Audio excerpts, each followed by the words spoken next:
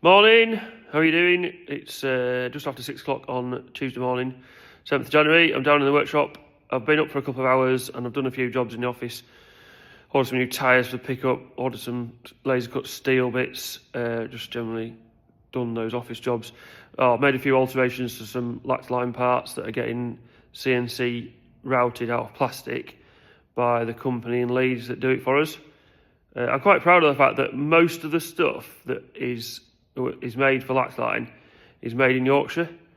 So the laser cut steel comes from Kirby Millsard, not far from us, down near Ripon. The plastic, all the CNC routed plastic stuff comes from Leeds. The lathe parts comes from a spot just the other side of Bedale, less than probably 8 miles away. The only exception to that is the nuts and bolts. So yeah, it just makes me feel a bit proud that everything comes from Yorkshire. So rake's ready to go. So that's had 2 coats of paint, looking pretty smart. I wanted to talk about these legs. They're Hardox. They're 20mm thick Hardox steel. Those head plates, they're 20mm thick Hardox. You've got that box section is I can't remember if it's 8 or 10mm thick wall thickness, and then you've got the plate that I've smashed in that goes that way through there. So they are strong as hell. And I've said it before, I just won't make rubbish. If I do it by accident or something breaks, then I want to know why it's broken so that I can make it better and avoid that situation in the future. But they aren't cheap. So you pay for what you get. If you want it, that'll last a long time. The only reason this has been made is because actually the one that was supplied to the customer originally has been stolen. So someone's got one of our rakes that shouldn't have them because they didn't pay for it. So yeah, I'm down in the workshop to get some steel cut ready for Nige coming. Try and get another coat of paint on these bits and just try and bash on and get as much done as possible.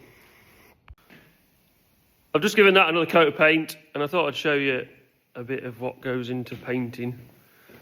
So I have this thing, which is an air-fed mask. It's like a hood thing that goes over you, and then that straps around your waist.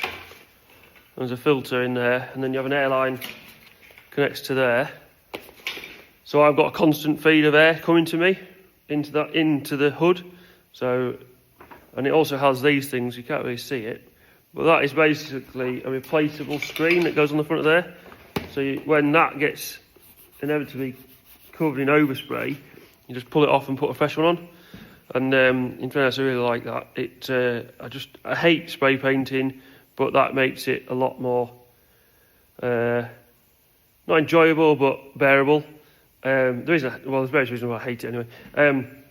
But the only downside is you end up with brain freeze because you're basically getting cold air, especially like when it's this time of year. Not so bad in summer, but this year you're getting cold air blasted at your forehead. So I'd rather have brain freeze as be inhaling some of the fumes. And then I also have, for mixing, I have these little things.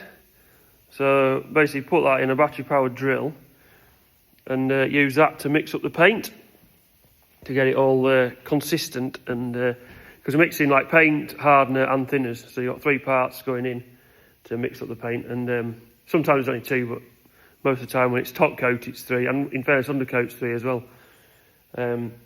So yeah, I forgot to do a bit of an update on Lucinda earlier. So basically she spent all day yesterday in hospital, went and picked her up last night, and Lindsay spent all day in hospital. He's ill as well yesterday, which that's obviously, yeah, challenging.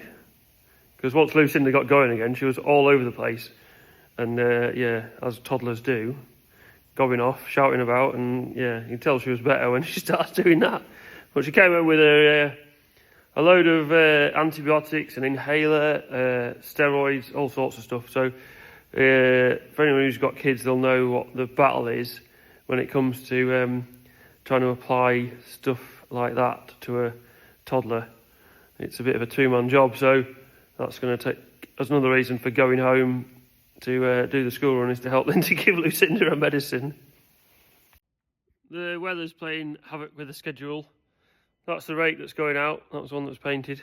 Before I send it out, I've got to clear all the snow off the trailer. And then I've got to go and collect Zoe from school because it's that time of day already. looks like the schools are lining themselves off for a day off tomorrow. We've already had an email to say that they're expecting it to be too treacherous for them to go in tomorrow, which in fairness suits me fine. It'll save me about 2.5 hours of trailing around tomorrow, and be able to get some more jobs done. So yeah, get this done, get it away. I think I may have done a bit of a reverse power of attraction in that last time me and Nige did our workshop witters chat that we record and put on YouTube as a bit of a podcast thing, he asked me about punctures and I said, oh, I haven't had any for ages. And then the next day, the very next day, that wheel was showing up as having 20 psi when it had previously had 40. It's got that tyre pressure monitoring system on it. So so I said on this about the fact that it had gone down, and then I've pumped it up again and it's holding pressure. So yeah, why did it drop 20 psi and then put it back up again and it's fine? No idea. Anyway, catch you later.